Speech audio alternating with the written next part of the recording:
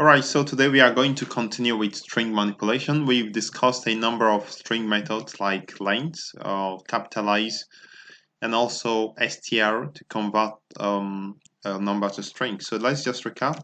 If we have a string, name is equal to, let's say my name, Kindson. Remember to subscribe to my channel so that you get notified when I make new lessons, and also you encourage me to continue making lessons. So if we want to get the length of this string, we can say length. Let's just call it length. Let me just call it lent is equal to name dot length. You can just say len name. So if I then go ahead to print, so I'll expect it to print the length of the string. So let's go ahead to run it. So it gives us 15, which is the length of the string, and that is fine. So we also have looked at capitalize, which is another string method that you need to know. So let's go ahead to look at some more string methods out there. So I'd like us to look at find. We've discussed it before, but let's just do it again. So let's find the letter O, or let's find the letter O inside the string. So let's say find, let's say print. So we want to find a name dot find.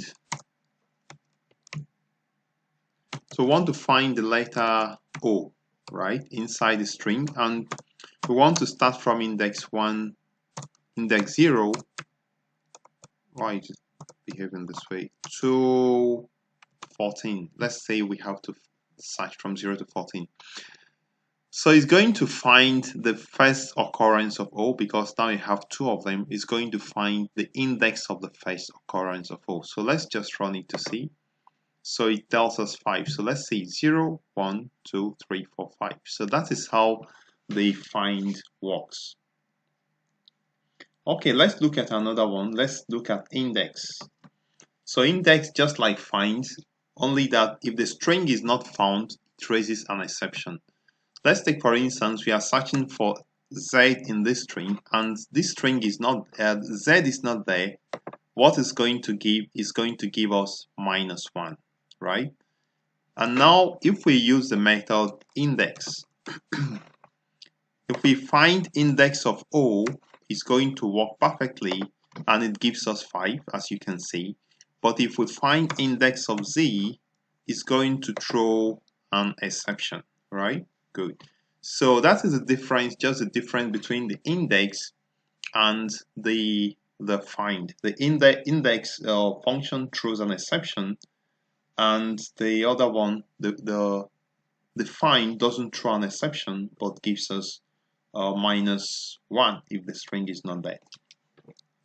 All right, let's try a few things. Let's use another function called isDigit.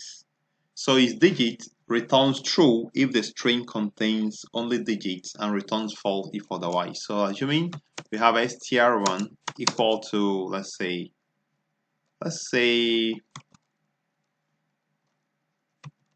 7548A. Okay, so we have str1 dot isDigit,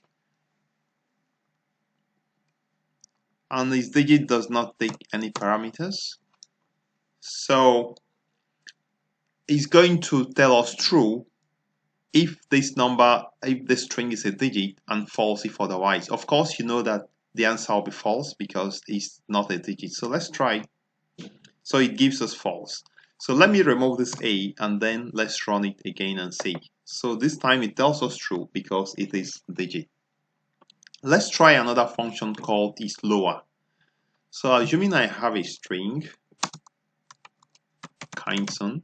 So isLower, what it does is that it returns true if the string has at least one lowercase character, and it returns false otherwise. So at least if I use isLower here, it's going to return true because A is true. Kindson. So at this point, it's going to return false. Okay, so these are the few things. I'd like to also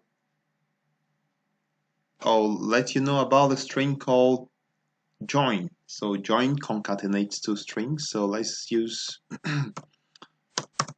str2 is equal to, say I use my channel name, the Genius. So assuming we want to join this string, these two strings together, so we can just say str1 dot join. We just specify str2, so it joins the two strings together. So let's run it to see. So what happened? str1 dot join str2. Okay, so I think I got it wrong. So so the Genius. Okay, so let's see, str1 dot join. Let's remove this and say str1 str2. So that is not the use. So basically I know that it joins two strings. Maybe I'll see to this in the next tutorial. So let's look at another one. Let's look at the function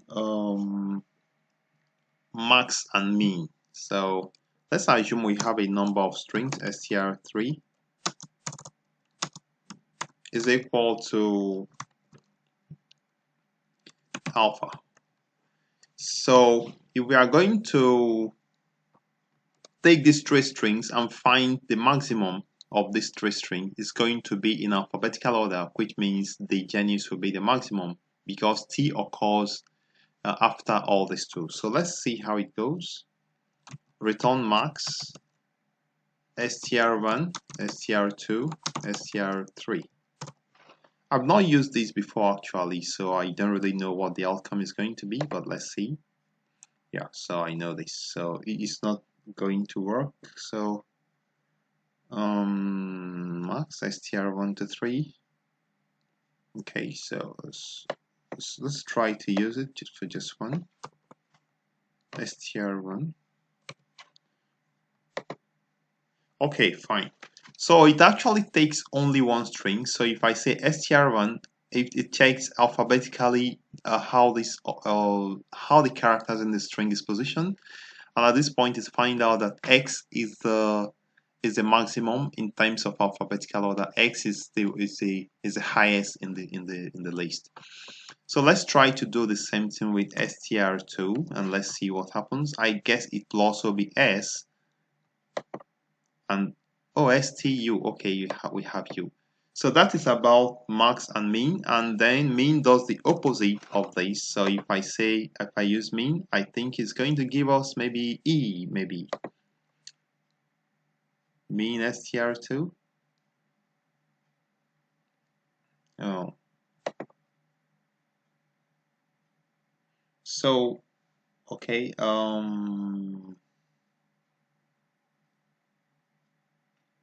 st me print min str2. Okay, let's see. Okay, so basically it should work, but I don't really know. So min actually returns the minimum of the two of the characters in the string. So let's see. I would like to tell you another about a different string, and that is called replace. So replace replaces all occurrence of an old string in a new string. So let's say in this string, the Genius, I want to replace all the E with O. So I could say str2 dot replace str2 dot replace. Sorry.